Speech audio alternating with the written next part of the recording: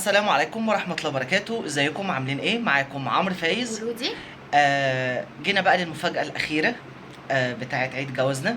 كل سنة واحنا مع بعض وانتوا معانا برضو.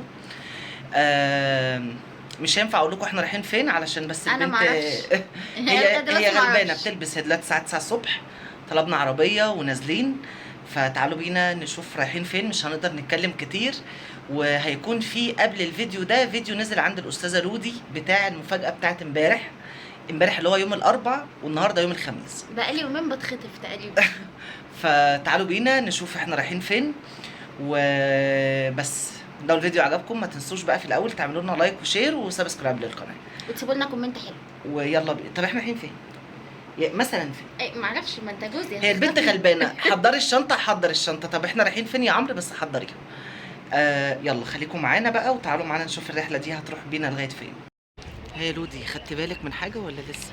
لا لسه. ذكيه، اللهم صل على سيدنا محمد. وكالعادة طلبت العربية وابتدينا برضو ان احنا ماشيين. ولودي برضو عندها نفس السنس بتاع اللي هي بتبعت لي مسج كل الاماكن اللي هي قالت عليها غلط. كل شويه بيقول لي احنا رايحين فين، اقول له مكاني يقول لي لا، اقول له مكاني يقول لي لا، ففي الاخر قلت له مش عارفه. حبيت بقى كده اوريكم مصر الصبح. طبعا يوم الخميس ده كان يوم اجازة رسمي، فالدنيا كانت رايقة. حبيت بقى اوريكم كده الدنيا كانت ماشية ازاي. الاول ده كان القلعة، وده المتحف بتاع الحضارات. وقدام شوية كده على الشمال هتلاقوا في مدينة الفواخير اللي في الفسطاط الجديدة.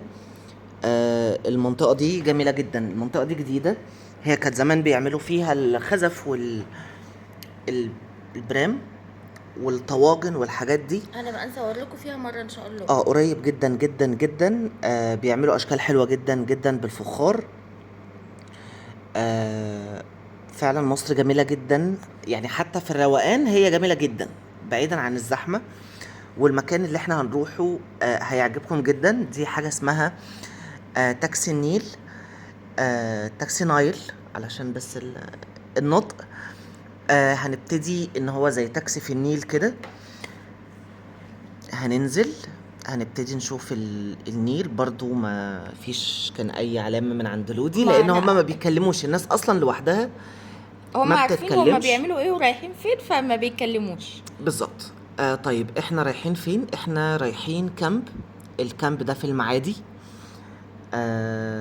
اسمه نايل باراديس، صح؟ آه اول ميزة بأمانة المركب اللي احنا خدناها دي. آه ركبناها من المعادي وراحت بينا ممكن نص ساعة في النيل. طبعا بقى عبال ما الناس اتجمعوا ومشينا كده في امان الله الصبح. ممكن نسكت شوية او ممكن نتكلم، بس مش عارف. انا عايزة اوريكم الحلاوة بتاعت النيل دي الاول.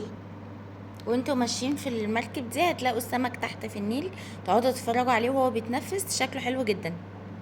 السمك البلطي اللي الناس اللي ممكن يلاقوا. في ناس بيقعدوا في المعادي وفي السلام وفي الحتت دي بيقعدوا بسمك البلطي بيلعب في المية. هو من الناس الصيادين دول، وكانت في مراكب كتير جدا بتصطاد الصبح. فعايزه اقول لكم بقى ان هو اصلا المنظر لغايه دلوقتي كفيل، وانا لقيت ناس معاها شنط كتيره وناس معاها شنط صغيره، فانا لغايه دلوقتي مش فاهمه حاجه خالص. يعني انا في المرحله دي كنت لسه مش فاهمه حاجه خالص. بس احساس ان انتوا ماشيين في مركب في النيل ورايحين لغايه جزيره، ده احساس لوحده، يعني حتى لو هترجعوا بالمركب تاني. والمكان ده انا يعني الحمد لله الحمد لله انه وقع الاختيار عليه، لان هو مش معروف قوي. هو فيه صح زي ما لودي بتقول، في ناس معاها شنط كبيرة وشنط صغيرة. ليه؟ لان في ناس بتقضي في الويك اند بس، او اللي هو الدي يوز، اللي هو الوقت من اليوم وبيروحوا. انا كنت حاجز يومين. اليومين اللي هما ليلتين، يعني جيت يوم الخميس الساعة 9 الساعة 10، وصلنا هناك 10. هكمل لغاية يوم السبت الساعة 9 الصبح.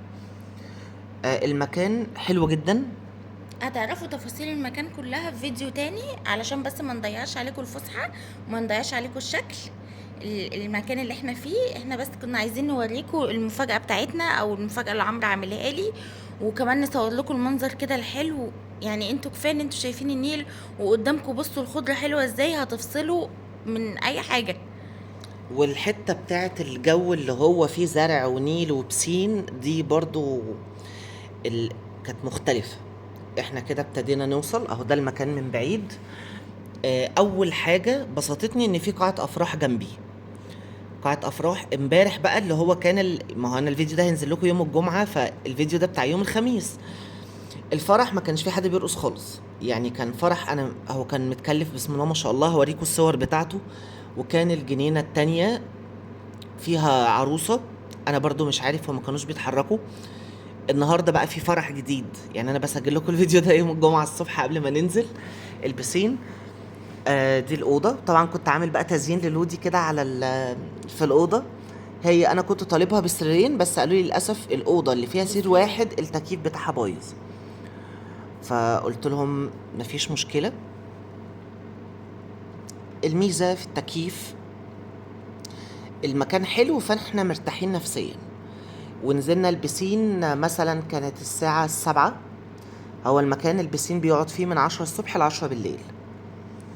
فبصوا احنا الناس دي كانوا جايين معانا، والله احنا كانوا جايين الناس اللي معانا معاها حرفيا، بس اطفال نطوا كلها، بالهدوم. الناس اللي معاها اطفال غيروا كلها فين ما معرفش. استنوش.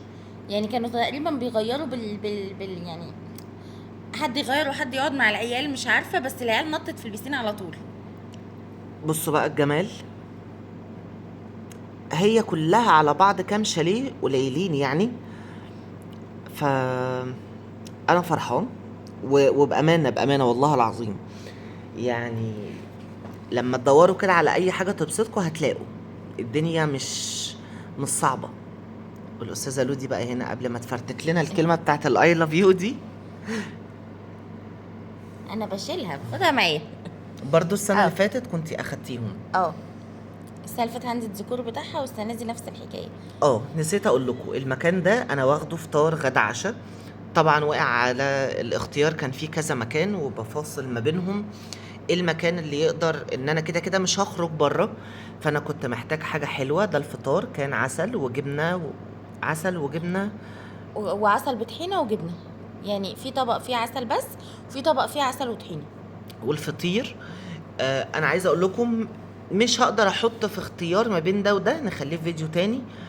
بس انا اول مره اقعد في مكان الاكل بتاعه يعجبني هنا في القاهره. وما تجوعوش، يعني انتوا الاكل بتاع المكان بيقضيكوا جدا جدا وبزياده. وبالنسبه للفطار وفي الغداء، ده بالنسبه للغداء كان رز وربع فرخه و2 كفته وبطاطس وسلطه وطحينه وعيش. اي حاجه ان كانت فطار او غدا او عشاء كان بينزل لنا معاهم 2 ميه. برضو التلاجة كانت بايظه، فالناس طب انتوا حابين تنقلوا شاليه تاني؟ قلت لهم لا. ليه؟ لان الشاليه ده كان رقم 3، انا مصوره من تحت، كان في الدور الثالث. دي كانت العروسه بتعمل فوتو سيشن بتاعها. كنت انا مصوره من تحت. المكان حلو. هنا بقى كنا نازلين، بس لودي يعني هتحسوا ان كانت في حته حيطه في البلكونه، كان في زي زاويه كده، واحنا ما كناش نعرف، احنا عمالين نلف، فانا كنت هقع. عادي يا فندم، عادي يا فندم، بتحصل في احسن العائلات. يعني الموضوع انا اسف ان انا صوتي نايم، بس انا كنت صاحي عشان ننزل. انا لقيت فيه تحت بيفرشوا الدي جي كبير، فما كناش هنعرف نسجل لكم وينزل النهارده بالدي جي ده. احنا كده نازلين لان الدي جي شغال طول اليوم، زي اللايف اللي فاتحينه لكم امبارح بعد الفرح بعد ما خلص. دي المكان تحت طبعا في قعدات حلوه. يعني ايه؟ في اللي هم دي مرجحه، في مرجحات. وطبعا شربنا فنجانين قهوه علشان خاطر دماغنا صهللت. هنبتدي بقى نقول لكم برضو في الفيديو التاني ايه الحاجات اللي تجيبوها في الاماكن زي دي. ودي القطه، لقينا قطه فكانت جعانه اكنها. عارفين ان احنا بنمشي وفي رجلنا الخير على طول. اهو احنا اللي على الشمال فوق ده المكان بتاعنا، وفي قعدات كتير، قعدات عربي والبوص اللي موجود، الاكل، الخدمه. وفي لو انتوا طلبتوا اي حاجه، اول برضو مكان ان انا اشوفه يشتغل فيه بسين من 10 الصبح ل10 بالليل. دي حاجه غريبه برضو. هنا كنا ركبنا في المرجحه ركبنا في المرجحه انا ولودي. بصي انا كان بقالي كتير قوي ما ركبتش مراجيح، عايزه اقول لكم يعني. والمراجيح هناك كتير. بص هو في حتت يعني في الانبساط مش عارفين نوضحها. ان المكان حلو، انا قدامي بسين ناس بتلعب فيه، بس من الساعة 3 للساعة 5 الوقت اللي جه فيه الغدا، احنا اتغدينا على الارض ليه في الأوضة، الجو تلج. ما دخلناش ترابيزه من الصبح ليه؟ بالظبط. يعني احنا كان ممكن دخلنا ندخل الترابيزة الترابيزه هنا. بالليل، دخلناها بالليل واحنا بصوا بنصور. دي عروسة وده الفرح، بس الفرح التاني كان نايم خالص. الجو كان حر، كان حر بقى الله اكبر. يعني الصبح كانت الدنيا كانت لذيذة لذيذة. مش مشكله عادي. انا بنام فصدقوني. ده بقى العشاء. العشاء كان بيتزا بيتزا؟ كانت حلوة قوي. برضو الناس عندهم كميات، والمشكلة في الكميات ان البيتزا دي بتلكم. وهنا كان في فرح بعيد. انا بقى اعشق البيو بيو بيو. بس انا عايزه اقول لكم على حاجه. انتوا عارفين الفيو ان انتوا تبصوا من بلكونه على بسين، وبعدين تبصوا من بلكونه على نيل.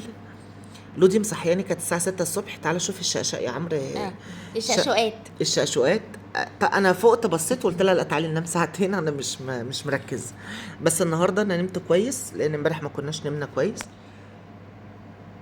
هنصور لكم برضو بقى الفيديو اللي جاي. الفيديو اللي جاي ده هيكون الريفيو بقى بتاع المكان، اللي انتوا عارفين ان انا اي مكان بروحه صور لكم فيديو واحد وصور لكم ريفيو ليه، بس عشان احنا برضو نستمتع بالجو والمكان والحاجات دي.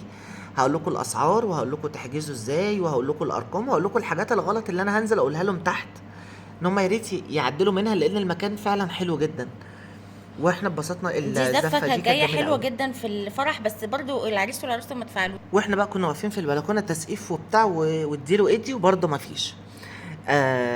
يا رب الفيديو يكون عجبكم. ما تنسوش تقولوا لنا كل سنه واحنا طيبين. لو الفيديو عجبكم ما تنسوش تعملوا لنا لايك وشير وسبسكرايب للقناه. وكل سنه انا على قلبك. باي باي.